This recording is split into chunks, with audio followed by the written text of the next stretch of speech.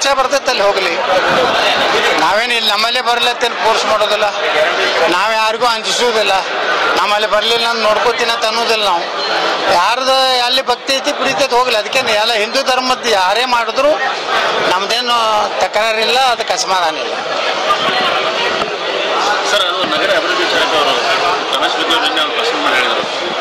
ಎಂಥವ್ರ ಹೆಸರು ತಗೋತೀರಿ? ಚಲೋ ಮಂದಿದ ಯಾರು ಚಲೋ ಇಲ್ರ? ನಿಮ್ಗೆ ಒಳ್ಳೆ ಲೀಡರ್ಗಳದು ಯಾವ್ರಿ ಹಾದಿ ಬೀದಿಗೆ ಇದ್ದುದು ಅವ್ರಿಗೆ ಎಲ್ಲ ಒಳ್ಳೆ ಮಳ್ಳಿ ಕೆಲಸ ಇಲ್ಲ ಅವ್ರ ಬಗಸಿಲ್ಲ. ನೋಡಿ, ಈಗ ಅಭಿವೃದ್ಧಿ ನಿನ್ನೆ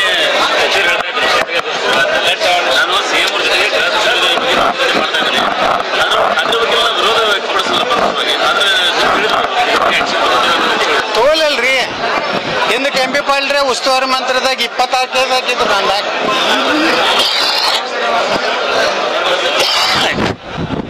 ಅವರು ಮೊನ್ನೆ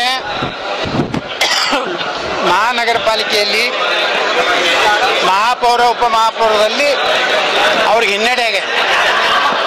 ಅವ್ರು ಸಾಕಟ್ಟು ನಮ್ಮ ಮಹಾನಗರ ಪಾಲಿಕೆ ಇದರಲ್ಲಿ BJP ಅವ್ರು ಯಾರೂ ಆಗಬಾರ್ದಂತ ಸಾಕಷ್ಟು ಪ್ರಯತ್ನ ಎಂ ಬಿ ಪಾಲ್ರಿ ಮಾಡಿದ್ರು. ಕೋರ್ಟಿಗೆ ಹೋದರು, ಎಲ್ಲ ಕಾಡಿದ್ರು, ಎಲ್ಲ ಮೆಂಬರ್ಗಳಿಗೆ ಧಮಕಿ ಕೊಟ್ಟರು, ನಿಮ್ಮೆಲ್ಲ ಅನರ್ಹನೂ ಮಾಡಿದ್ರು.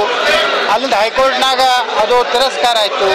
ಮಹಾನಗರ ಪಾಲಿಕೆ ಮಹಾಪೌರ ಉಪಮಹಾಪೌರದ್ದು ಇಲೆಕ್ಷನ್ ಆದ್ಮ್ಯಾಗ ಕೌಂಟಿಂಗ್ ಮಾಡ್ಲಿಕ್ಕೆ ಅಡ್ಡ ಹಾಕಿದ್ರು.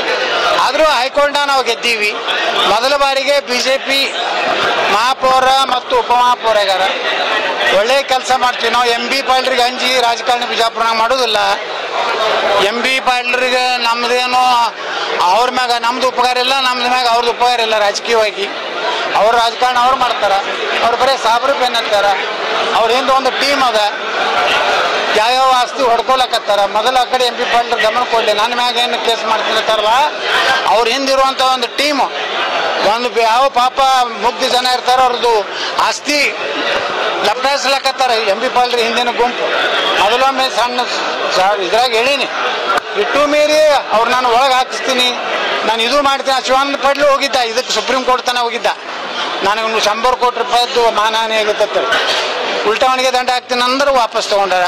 ಈ ಎಂ ಬಿ ಪಾಲ್ರು ಜೋಡೆ ಯುದ್ಧ ಆಡ್ಲಕ್ಕೆ ನಾವು ತಯಾರಿದ್ದೀವಿ. ನಾವು ಹಿಂದೂ ಪರವಾಗಿ ಇರೋರೆ, ಹಿಂದುತ್ವ ನಾವು ಬಿಡುದಿಲ್ಲ. ಎಂ ಬಿ ಪಾಲ್ರಿ ಅಂಜಿಕೆ ಹಾಕಿದ್ರೆ ಅವಾಗ 26 ಕೇಸ್ ಹಾಕ್ಯಾರಲ್ಲ ಎಂ ಬಿ ಪಾಲ್ರಿ. ಹಿಂದಕ್ಕೆ ಏನಿದ್ರಲ್ಲ ಅವರು ಮಂತ್ರಿ, ಅವಾಗ ಹಾಕಿ ಸುಮಾರು ಅಮಾಯಕರು, ಸುಮಾರು 150 ಜನರು ನಮ್ಮನ್ನೆಲ್ಲ ಅಮಾಯಕರು ನನ್ನ ಹಾಕಿದ್ರು ಬಿಡ್ರಿ. ಯಾರೂ ಅಂಗಡಿಯಾಗ ಕೂತವ್ರನ್ನ ಸಹಿತ ಕೆಲವೊಂದು ಮಂದಿದ ಹೆಸರು ಹಾಕಿ ಮಾಡಿದ್ರೆ ಏನಾಗೈತೆ? ಎಂ ಬಿ ಪಾಟೀಲ್ರ ಇಂಥ ಧಮಕಿಗೆ ಎಲ್ಲ ಅಂಜು ಮಗ ಅಲ್ಲ ನಾನು. ನಾ ಹಿಂದೂ ಪರವಾಗಿ ಮಾತಾಡೋನೆ.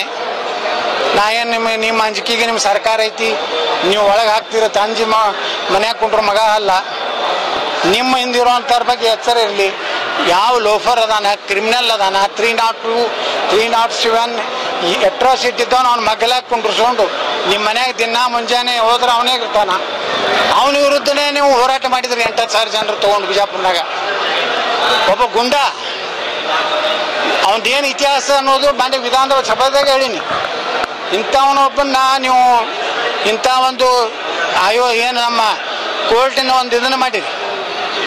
ಹಾಂ, ಮತ್ತು ಇದನ್ನು ಬಿಟ್ಟು ನೀವು ನನ್ನ ಮ್ಯಾಗ ಏನಾರೇ ಆ್ಯಕ್ಷನ್ ತೊಗೋತೀನಿ ತಗೋರಿ, ಏನು ಅನ್ಸೋದಿಲ್ಲ. ಮುಂದೆ ಒಂದು ಕಾಲ ಬರ್ತೈತೆ ನಮಗೂ. ನೀವು ಯಾರ್ಯಾರನ್ನ ರಕ್ಷಣೆ ಮಾಡ್ಲಕತ್ತಿರಲ್ಲ, ಗುಂಡಾಗಳನ್ನ ಲಪೋಟನ ಬಿಜಾಪುರನಾಗ, ಅವ್ರನ್ನೆಲ್ಲರಿಗೂ ಬರೋಬ್ಬರಿ ಕಾಲ ತೋರಿಸೋ ಕಾಲ ಬರ್ತೈತೆ. ಇನ್ನು ಮುಂದಿನ ಅವಧಿ ನಮ್ಮದೇ ಆಯ್ತು. ಎಂ ಬಿ ಪಾಲ್ರಿ ಮುಗೀತಿ ಈ ಸಲ ನಿಮ್ಮದು.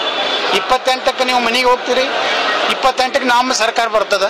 ನೀವೆಷ್ಟು ಗುಂಡಾಗಳನ್ನ ಸಾಕಿರಲಿಲ್ಲ ಬಿಜಾಪುರ ಜಿಲ್ಲಾದಾಗ, ಅವು ಕೆಲವೆಲ್ಲ ಲೋಫರ್ಗಳನ್ನ ಅವ್ರನ್ನೆಲ್ಲ ಒದ್ದೊಳಗೆ ಹಾಕ್ಸ್ತೀವಿ.